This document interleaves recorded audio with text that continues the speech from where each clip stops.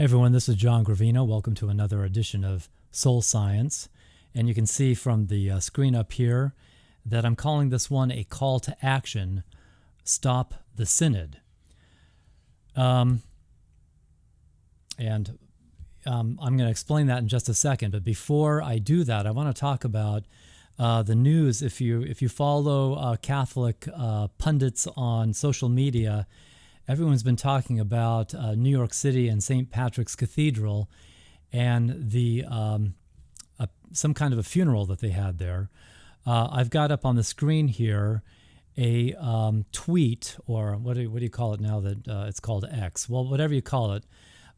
Here's a screenshot from Twitter X by Catholic Vote, and it's a video clip from this terrible hijacking of St. Patrick's Cathedral by a group of trans activists, as Catholic Vote describes them here on the screen.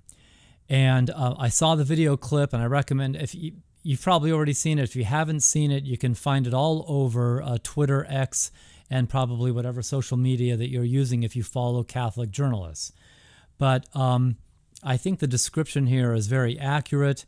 It says here, this is inside St. Patrick's Cathedral. The mob staged a supposed funeral for Cecilia Gentili, a transgender atheist prostitute who was eulogized as a great whore. They called her Saint Cecilia, mother of all whores. And then Catholic Vote goes on to say this is they were mocking the Christian faith. Certainly, that's true. I mean, and there's so much video footage of this terrible thing. People are running around. From what I read, people were dressed very inappropriately. Think if you've ever seen clips of some of the terrible things that happened during Pride Month parades. Right? People dressed in thongs and all kinds of awful things inside St. Patrick's Cathedral in New York City. And, you know, as I say on the screen here, so if I can sum up the eulogy for this trans atheist prostitute, now how does actually being trans isn't a problem and being a prostitute isn't a problem, right?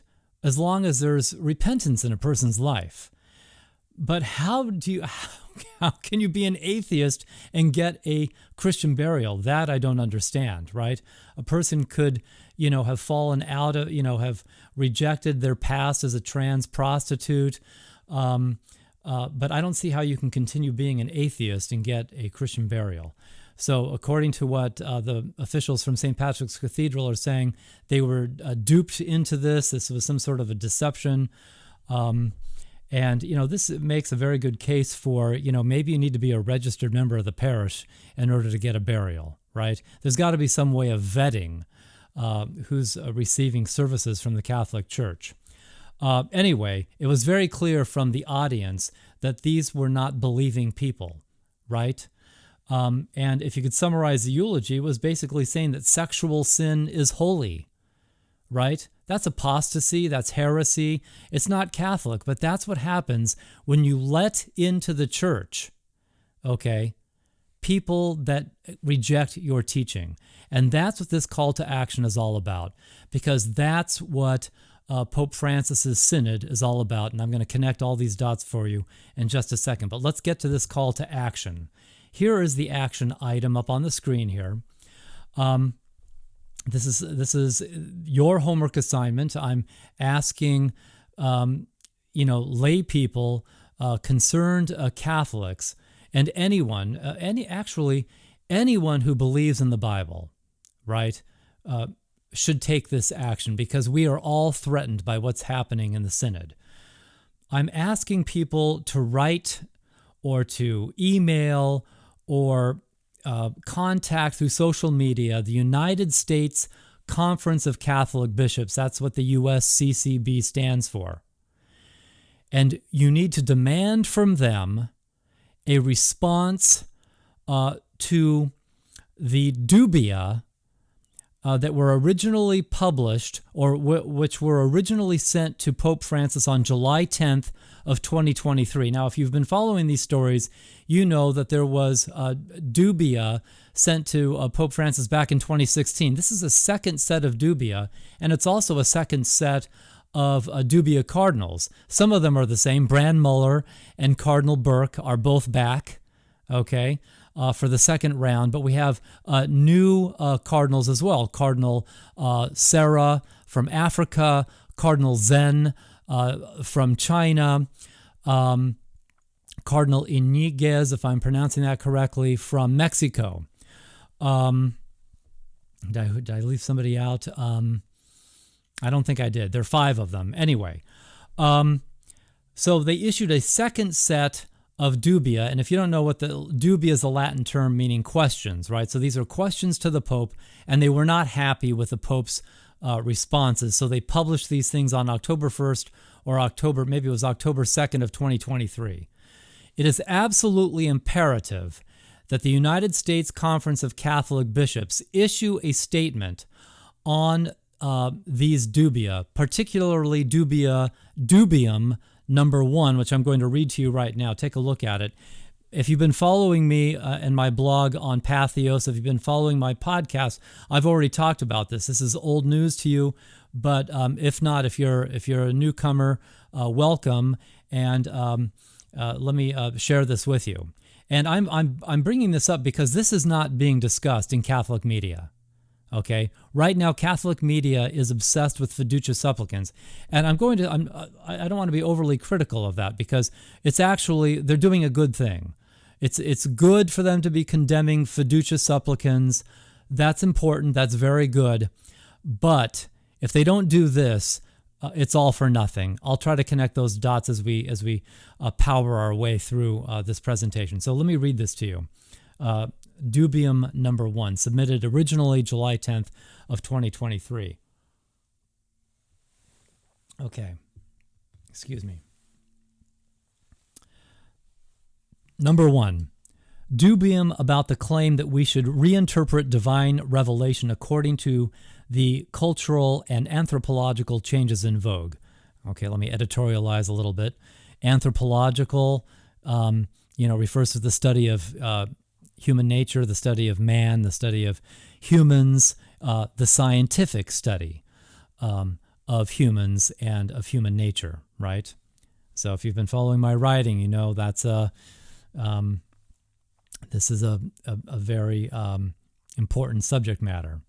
So let's go on here. After the statements of some bishops, which have been neither corrected nor retracted, it is asked whether in the Church divine revelation should be reinterpreted according to the cultural changes of our time and according to the new anthropological vision, a scientific vision of human nature, the new anthropological vision that these changes promote, or whether divine revelation is binding forever, immutable, and therefore not to be contradicted.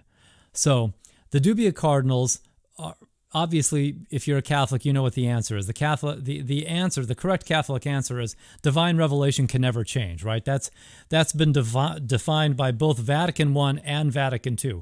They both agree on that, all right? Divine revelation can never be changed, right? There are no new revelations, and divine revelation cannot be contradicted, and not by science. And so they're using the term anthropological. The reason why they're using that term is because that's the term, it's a favored term of the heretics and the modernists in the church, which I describe it in my book, put it over here, Confronting the Pope of Suspicion, right? Confronting the Pope of Suspicion, my book, I talk about this heresy. And they use the term anthropological, but when you read what they're talking about, they mean a scientific understanding of human nature, right? And so if I could summarize this, put it in layman's language, the cardinals are saying, is it possible for scientific research, and I put that in scare quotes, scientific research, is it possible for scientific research to change divine revelation? Okay, that's what they're asking. And the reason why they said right in the question why they're asking the question. They're asking the question because bishops are saying this. Okay? Bishops are saying that science can change divine revelation. If you've been following me at all, if you read my book, you know I pointed this heresy out in Amoris Laetitia. It's on the back. It's been sitting on the back cover summary of my book. Even if you didn't read the book, all you had to do was read the back cover. I called Pope Francis a heretic right on the back page. It's been sitting there for 4 years now. Actually, I think we're working on 5 years. It's been quite a while, but I'm glad this is finally coming out. So anyway, I'm just am so grateful for the Dubia Cardinals doing this. They had an original set of Dubia back in 2016 that were also quite good, but they weren't quite they were very technical, right? The questions were very technical, but now they're getting to the meat and potatoes of it, right? This is what it comes down to. You know, is divine revelation, that is, you know, the Word of God, is it permanent and eternal, just as Jesus said, right? He says, my words will never pass away. He says, heaven and earth will pass away, but my words will never pass away, right? And so that's what the Cardinals are getting at here. No, the Word of God does not change. The Word of God cannot be changed, not even by scientific research, okay? And this is the all-important question, and the call to action is write to your local pastor and to your local bishop, write to the United States Conference of Catholic Bishops, and demand that this be discussed. In my previous podcast, I mentioned listening sessions are coming up this spring for the 2024 Synod. You must go to your bishop and your pastor, and you must say, you're going to listen to us about this. You must answer this question, and you must answer it correctly, right? Okay. By the way, I pulled that dubium, this right here. I got this from Edward Penton's website. I've got the URL up on the screen here, so you can get that. I'll have it in the show notes as well. You can grab that and see the whole article for yourself. But there are a number of writings by the Dubia Cardinals on Edward Penton's on this post, and I'm going to read. This is a little bit more from the Dubia Cardinals, so that you can see it on the screen here. Various declarations of highly placed prelates. This is the Dubia Cardinals elaborating. I believe this came from the letter that they wrote to all of us, the faithful, after they were dissatisfied with Pope Francis's response. So let me start over. Various declarations of highly placed prelates are openly contrary to the constant doctrine and discipline of the Church, and that have generated great confusion and the falling into error among the faithful and other persons. So the Dubia Cardinals are accusing their fellow bishops and cardinals of heresy. That's what they're doing. And the heresy, and they've defined the heresy in this first dubium right here. It's the heresy that these bishops and cardinals are guilty of is claiming that divine revelation can be changed, that scientific research can replace divine revelation.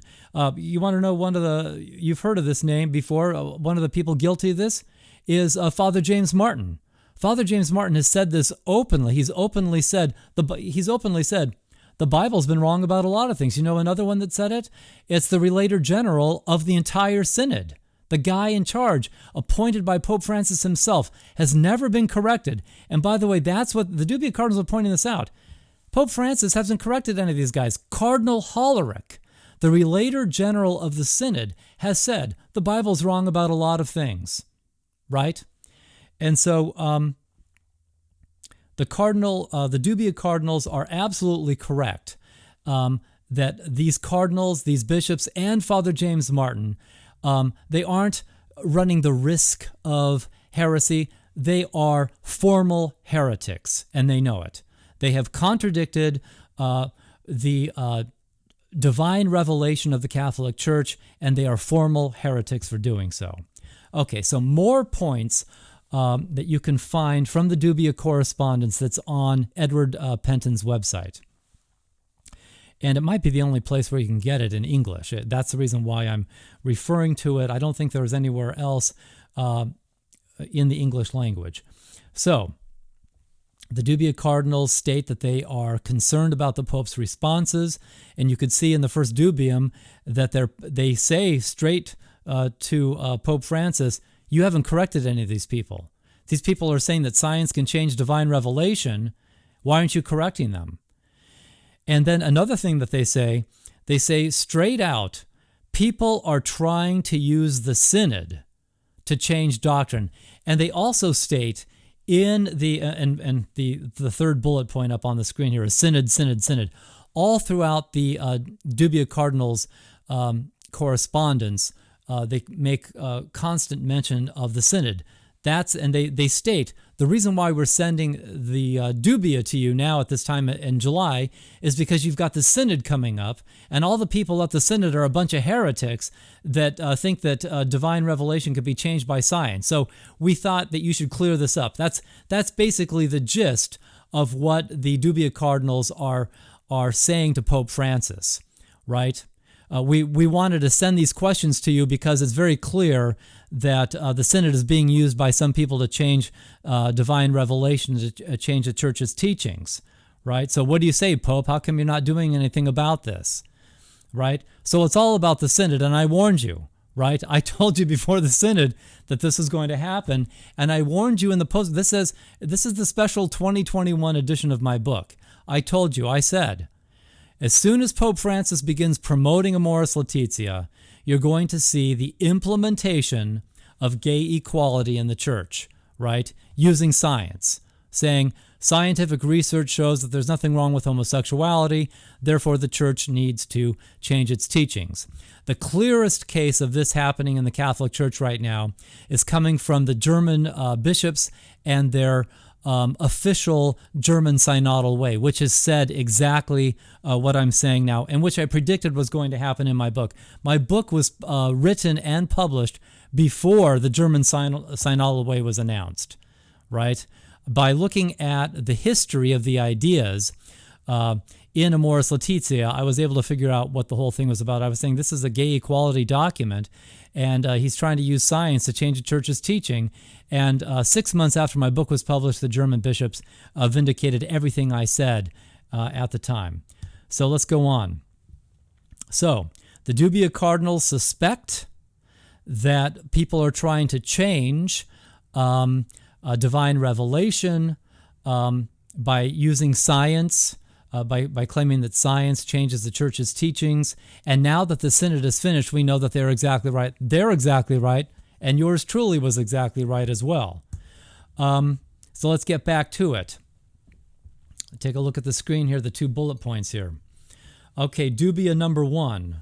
By the way, I'm checking for time because I don't want this to drag on too long, right? I've got a lot of points to get through, and it'll be easier for you to listen to this if I can just get through this. Okay, so Dubia number 1 was asking, can science change the doctrines of divine revelation on faith and morals, right? And the other question they were asking is, what is the Synod being used to accomplish this doctrinal change? Okay, that's what the Dubia Cardinals ask Pope Francis, those 2 questions, okay? At the conclusion of the Synod, okay, Bishop Robert Barron, you know him from Word on Fire.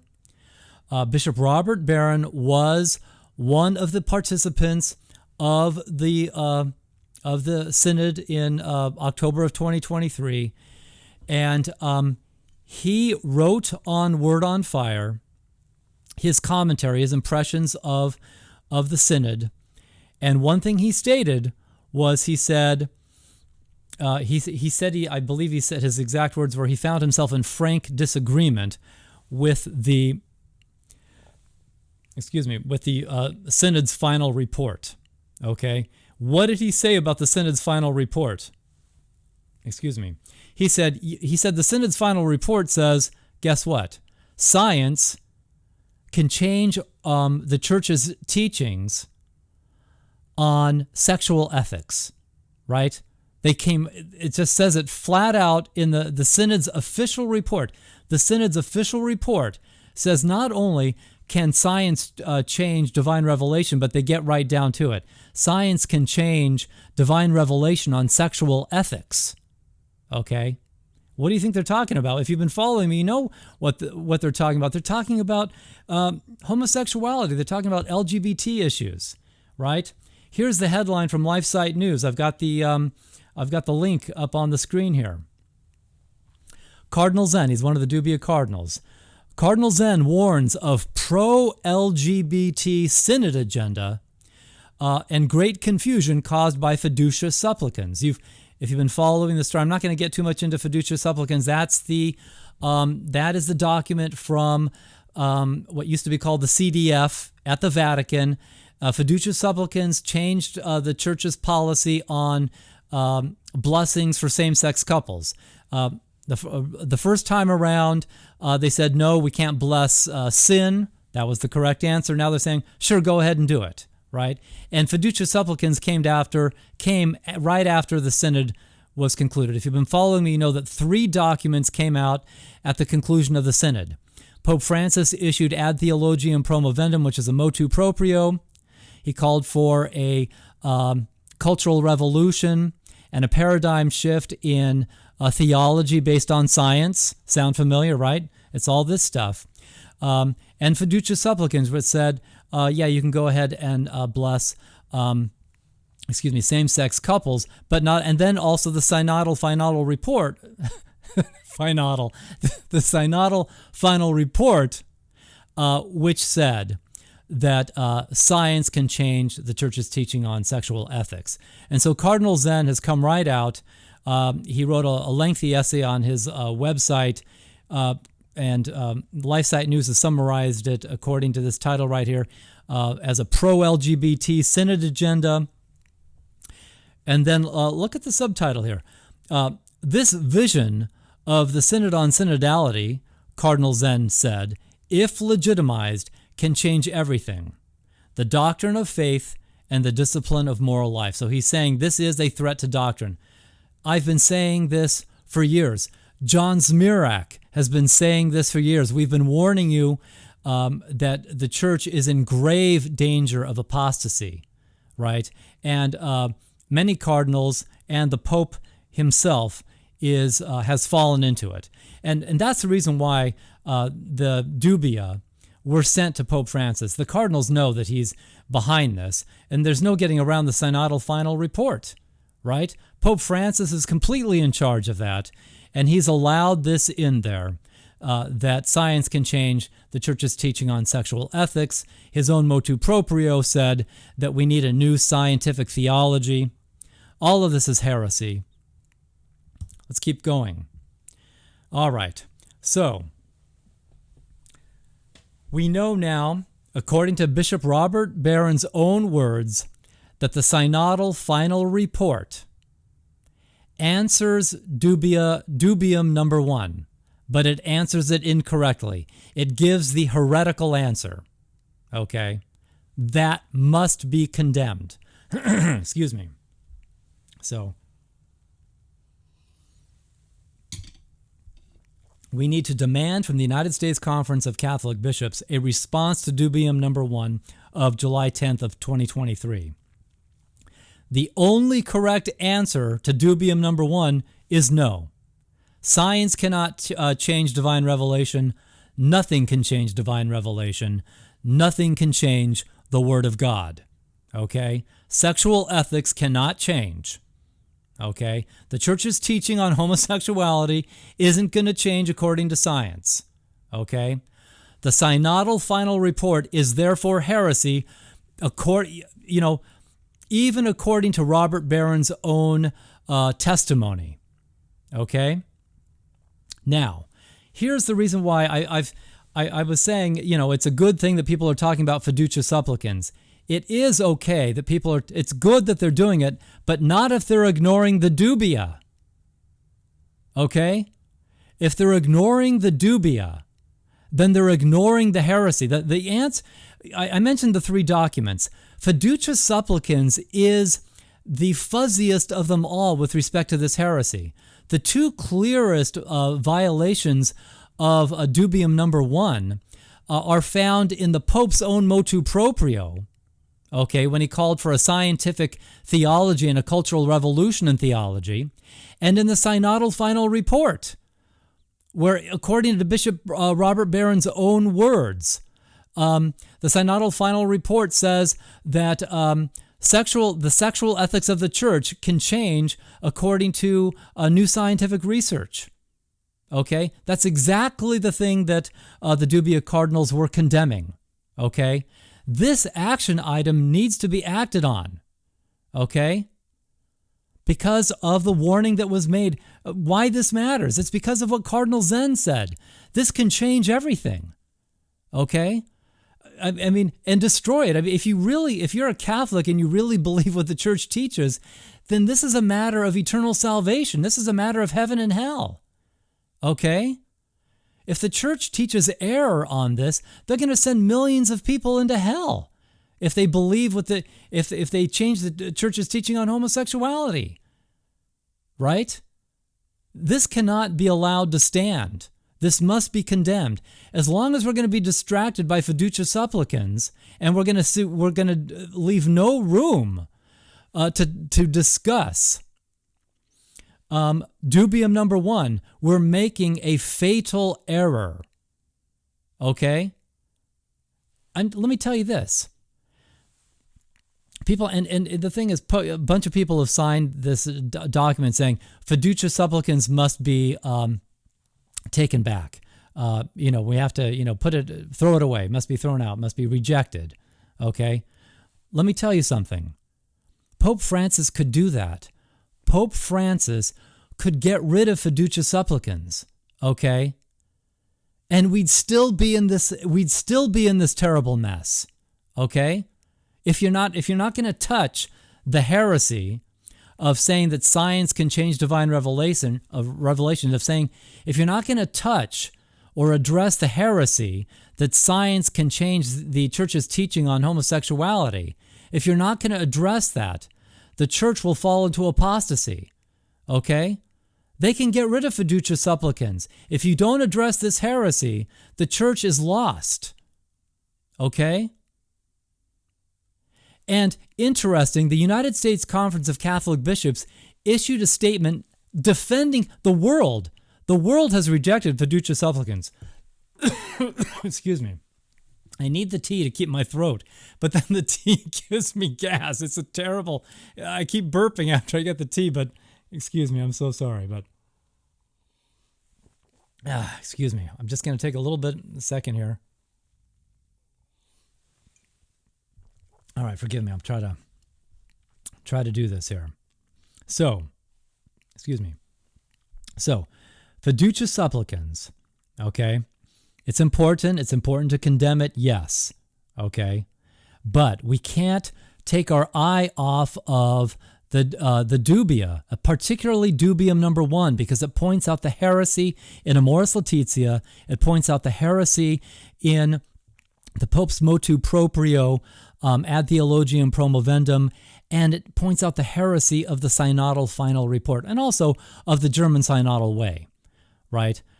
And if that's not, if we do not condemn that in the strongest terms, right, that heresy is going to be allowed to circulate through the Church and all of our organizations and institutions, including your local Catholic school. Okay, and that's what we're coming to right here. In my last article, I talked about how the Jesuits have appointed a new director for LGBT activism. And I pointed out in this article that you know, if you've been following the news on the Synod, that it was broken into 2 phases. 2023 of October was the first phase, excuse me, and then the second phase is going to happen in October of this year, 2024.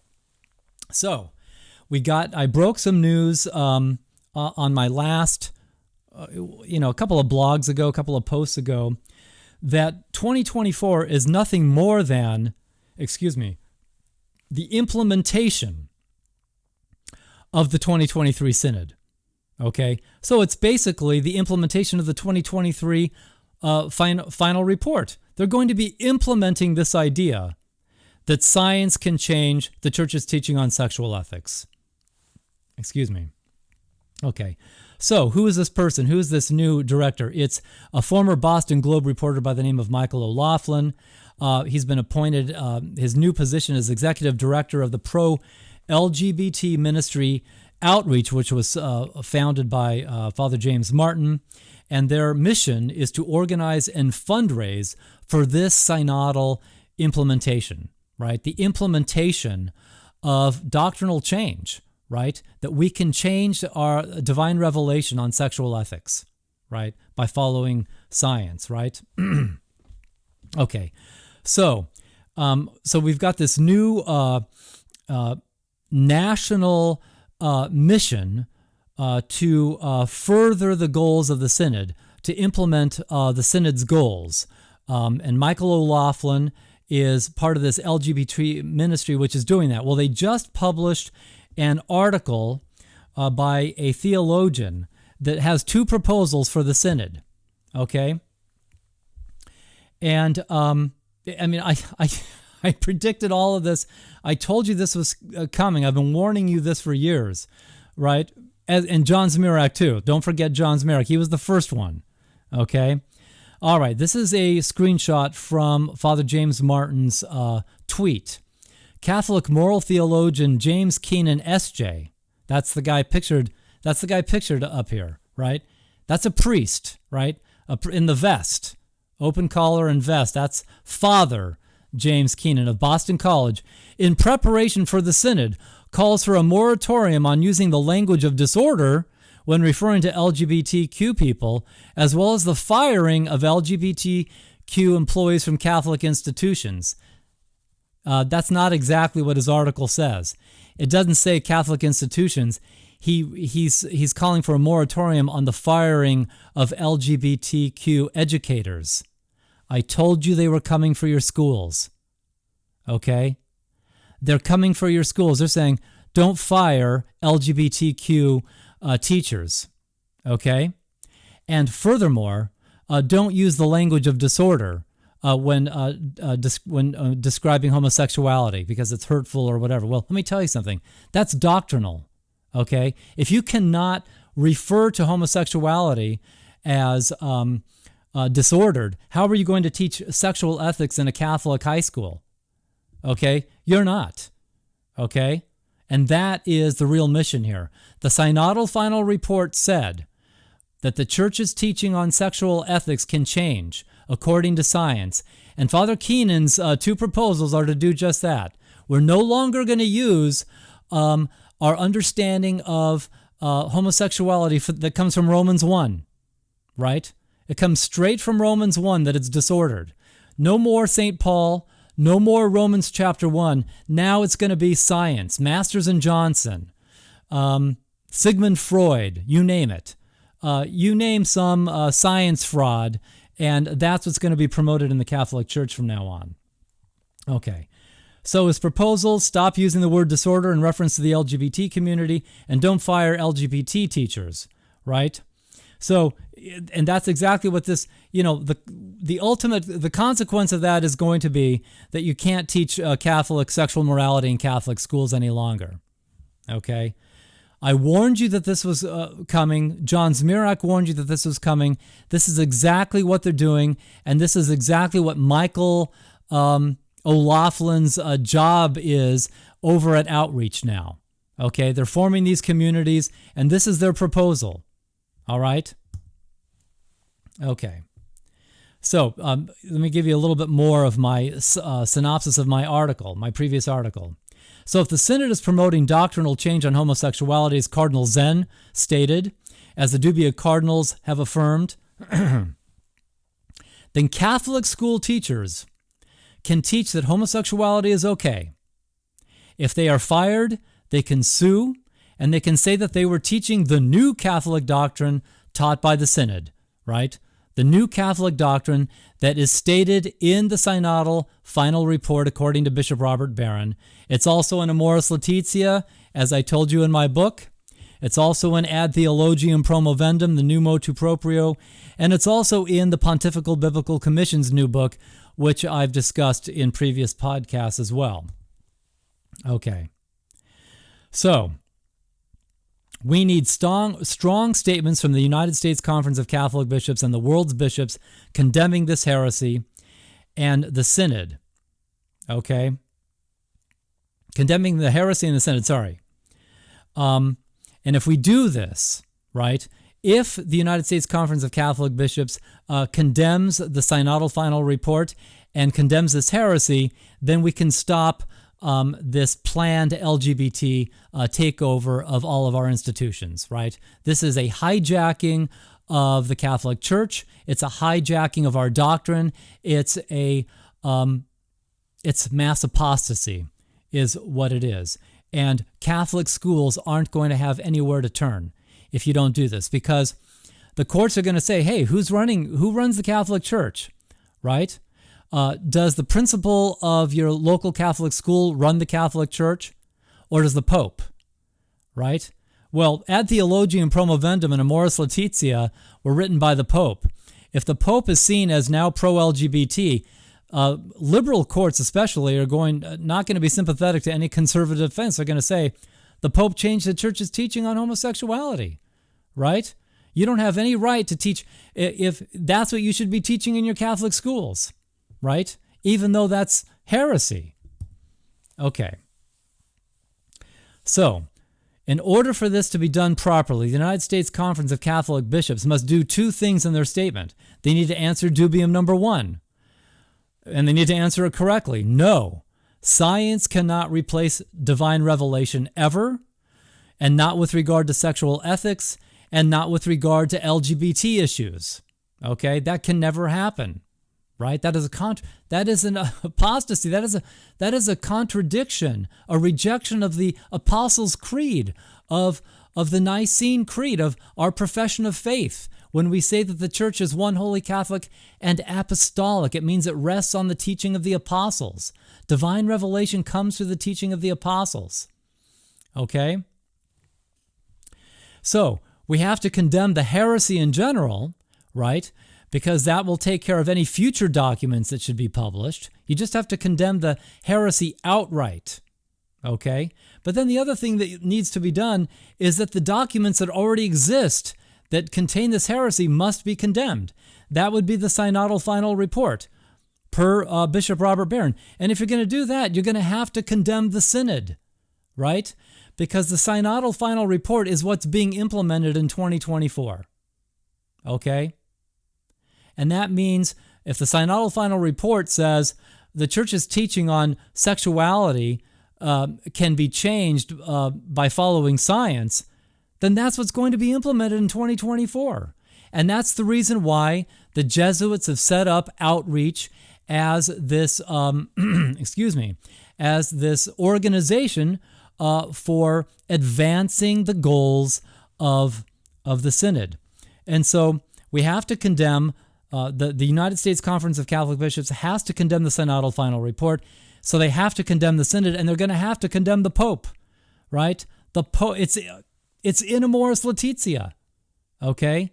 It's in the motu proprio Ad Theologiam Promovendum, and it's in the Synodal Final Report, and it's also in the Pope's commission, the Pope's Biblical Commission. It's in the book that was published in 2019. Okay. So, I'm not sure why I've got this back up here, but I've got this is the dubia. This is what the cardinals, this is what the United States Conference of Catholic Bishops has to respond to.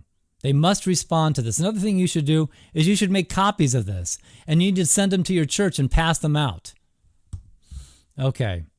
If the American bishops fail to act decisively, okay, LGBT activists will search out Orthodox schools and parishes, and they will sue them into extinction.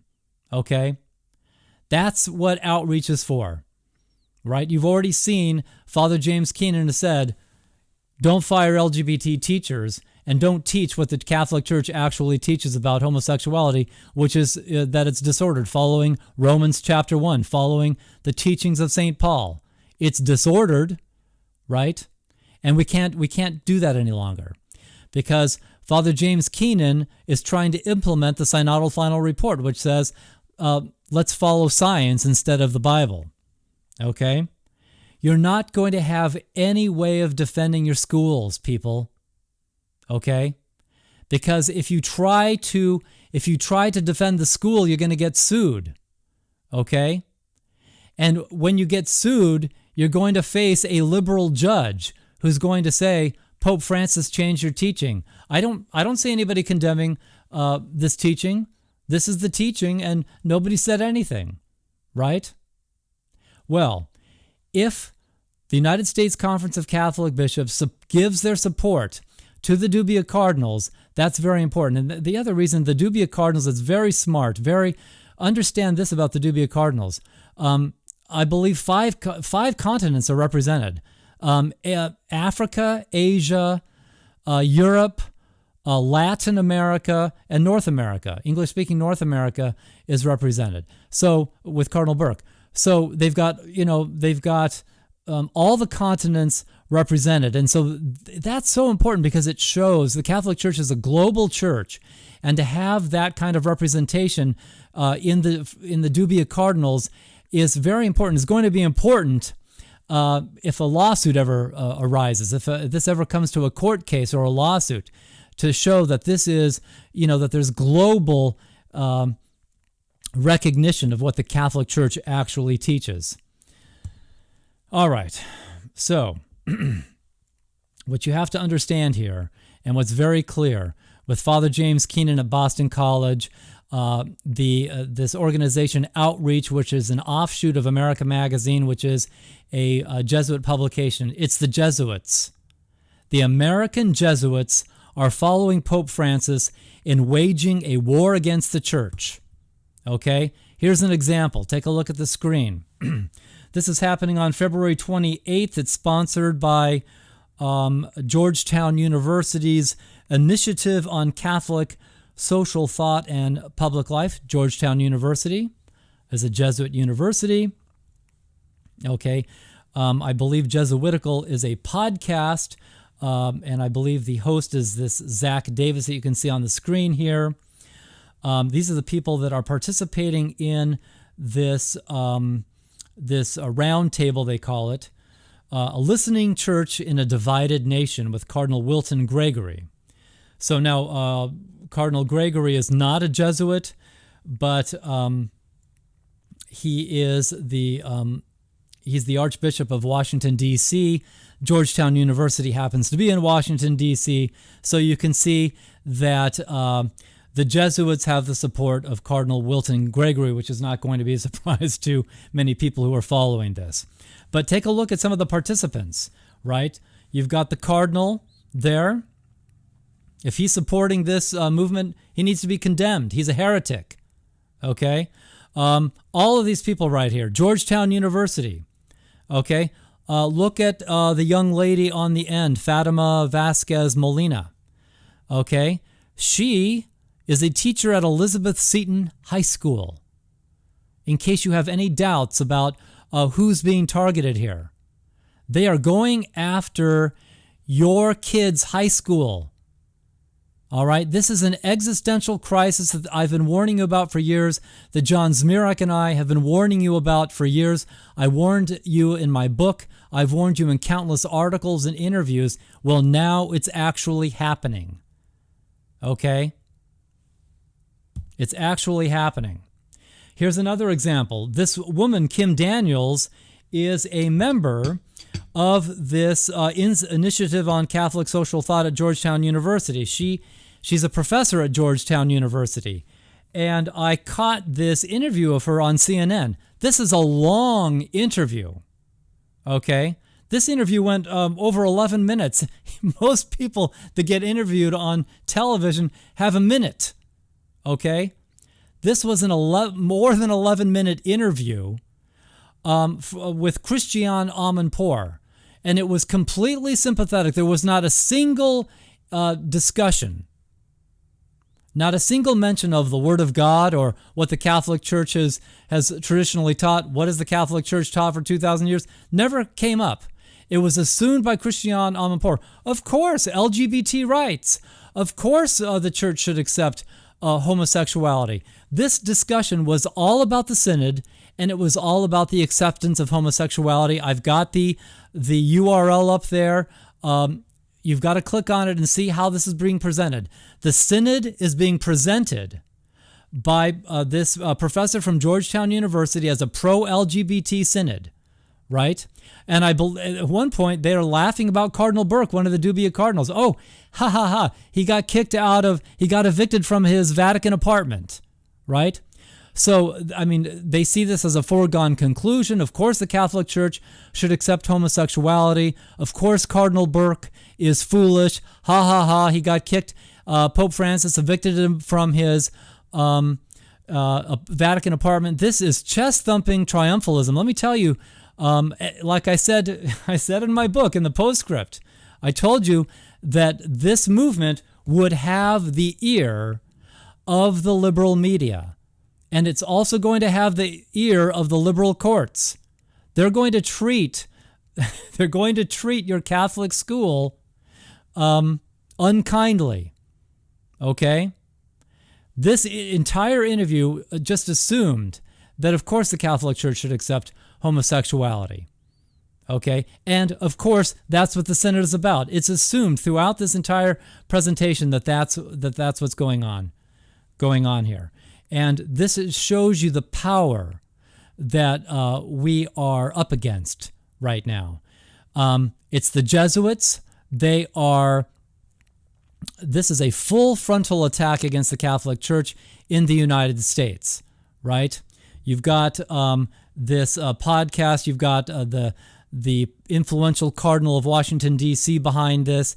You've got Georgetown University behind this. I mentioned the magazine Outreach. Father Keenan is from Boston College, a Jesuit college. You've got CNN doing this. As I said, Father James Keenan, that's his name, right? Yes, Father James Keenan is from Boston College. There is a ton of money behind this movement. The media is backing this all the way, okay? And I'll be honest with you, I don't see anything on our side, okay? I see a lot of people whose heart is in the right place when they're griping about fiducia supplicans, as they should, right? But fiducia supplicans and all the ink that has been spilled on it will not save us from this existential crisis, right? Your Catholic school is about to be shut down, right?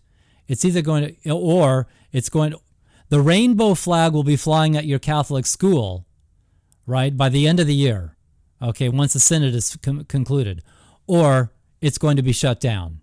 And the only way to stop that is for a statement from every bishop in the world that this is heresy, that this is not what the Catholic Church teaches, this is not Catholic doctrine, it is not, because it is not apostolic, it is an apostasy, it is a falling away from the true faith expressed in the Nicene Creed, which is recited at every Sunday Mass.